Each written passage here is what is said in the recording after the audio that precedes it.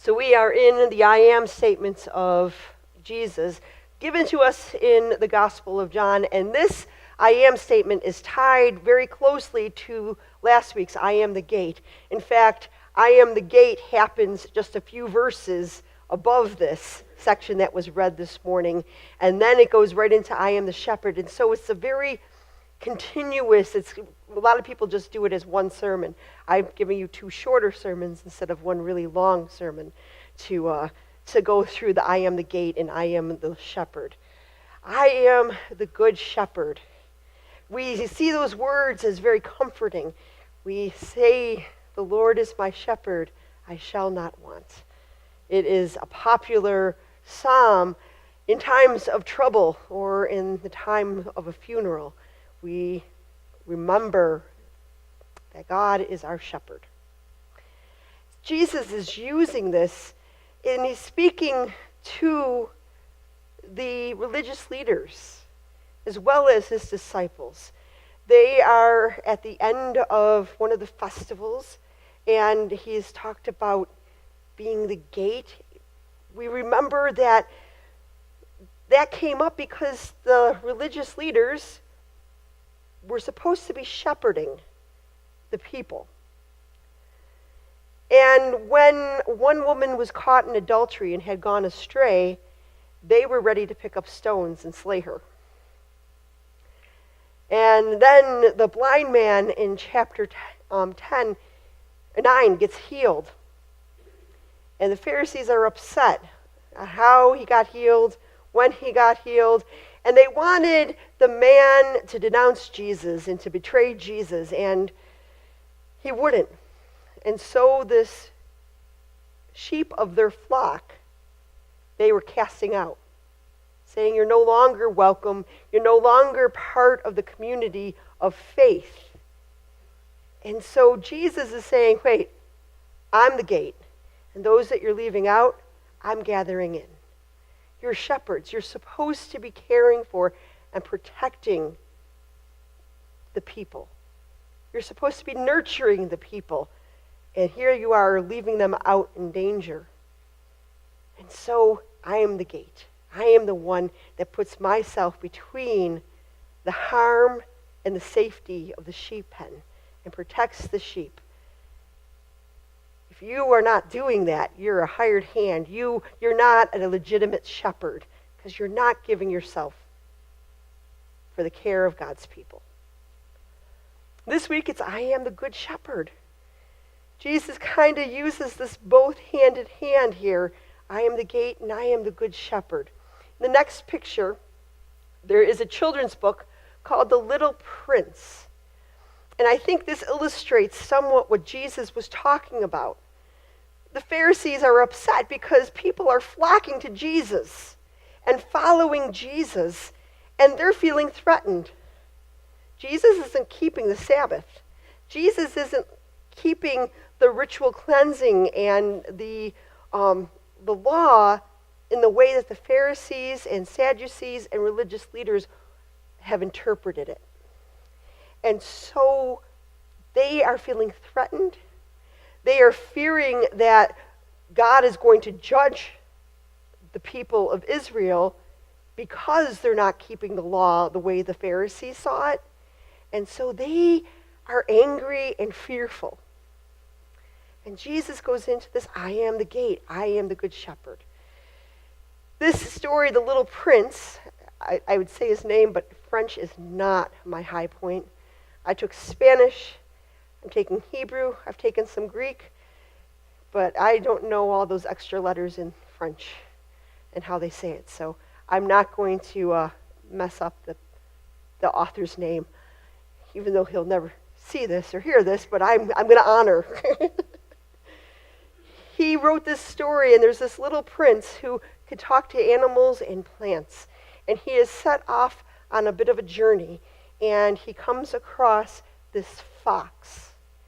And at first, there's this little standoff, and the fox then says to the prince, why don't you tame me? Because taming requires us to build a relationship and build trust. And so little prince and the fox sit in each other's presence for a long time.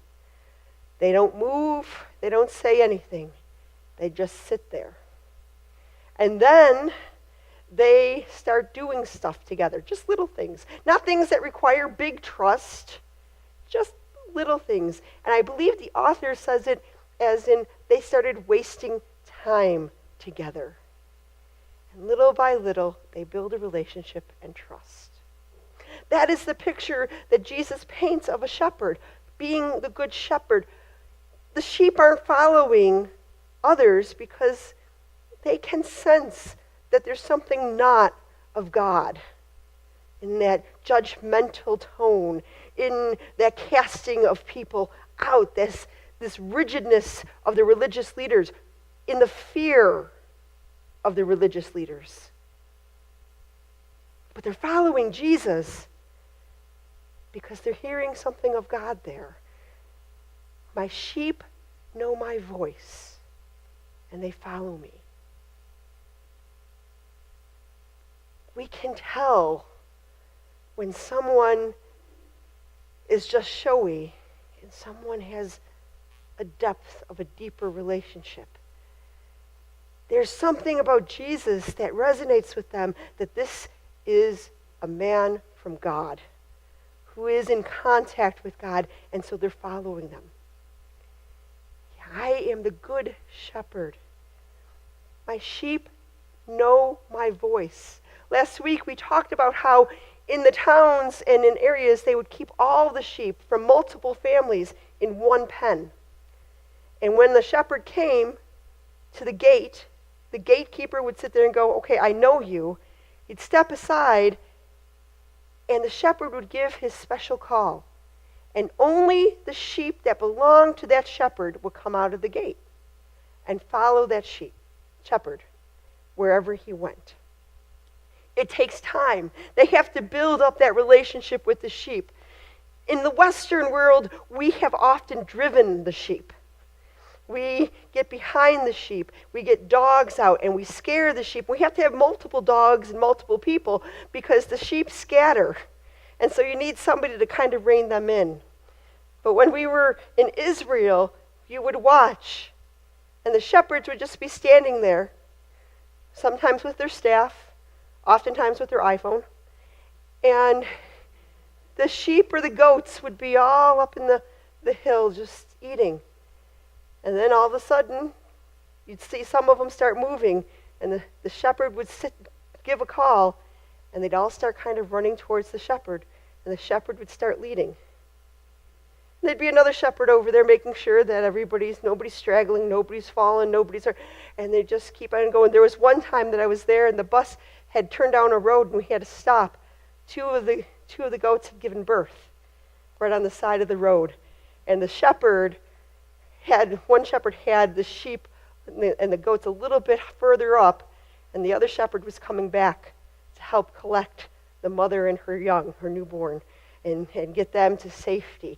But they know the voice of their shepherd, and they follow their shepherd wherever they go. And so you only need one or two people to guard because they're going to go where they have heard the voice of the shepherd. There's a relationship between the shepherd and his sheep. He's not driving them with fear. They're going towards a voice that has always led them to comfort and safety and food. And so they follow the shepherd. That's the picture that Jesus gives us. But what does it take? Because, we can have some people hear the word of God, but something, hear the voice of God. But we're all being called to by God. If the sheep or the goats are there and only some of them know the voice of the shepherd, they're going to have an issue with the other sheep and the other goats out there. They need to teach them. They need to teach every sheep and every goat to have that relationship. To be able to hear the call of the shepherd, to be able to follow after the shepherd. So,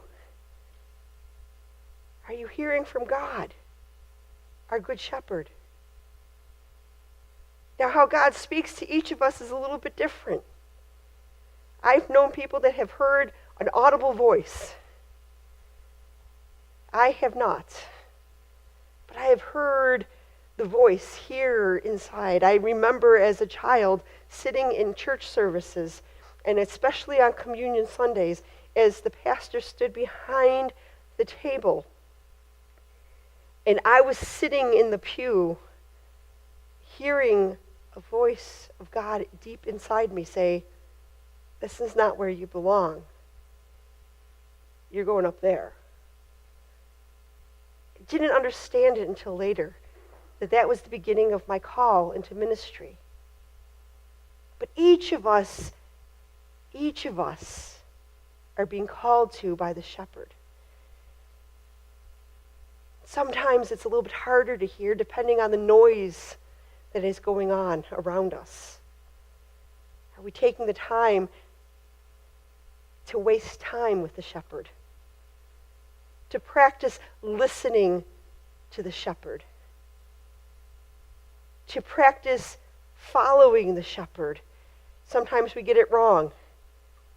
But at least I'm going to go forward because I believe God's calling me this way. I'll take that step, and I believe that if it starts going in the wrong direction, if it wasn't Christ that I heard, but it was my own emotions or somebody else, I believe and I trust that the shepherd is going to take his staff and give me that little nudge back into the right direction. That nothing is fatal because God is our good shepherd, leading us through the valley of the shadow of death as well as the green pastures, with us at all times. Romans says that no matter what happens, all things God can make good out of. All things can become good and have something useful for us because God is in it with us. The shepherd is with us. There is green grass somewhere. In the valley of the shadow of death, we are promised he prepares a table for us in the midst of our enemies. The shepherd is always calling, but we have to practice listening. We have to waste some time. Sit in the presence of God. We have to have that time when we listen, not just giving a nice list of all these are our prayer requests. We have to listen. We also have to believe that God can be calling us to something different, something new. God is calling to each of us. And just like a shepherd's flock, a flock of sheep, the stronger they know, each sheep knows the voice of the shepherd, the more freedom they can have to follow the shepherd, more safety they have. They're not wandering off and the shepherd having to leave 99. They can kind of bring them along on the journey. We are called, each of us, to know the voice of the shepherd, to be listening for the voice of the shepherd. What is God calling to you? What is he calling you to be part of? What is he doing in your life? Have you heard the voice of the shepherd lately? Where is he calling us? Let us practice some times of silence, some times of listening to the shepherd. Let us hear the voice of Christ this week. He is our good shepherd, leading us to wholeness, to healing, to true life. Amen.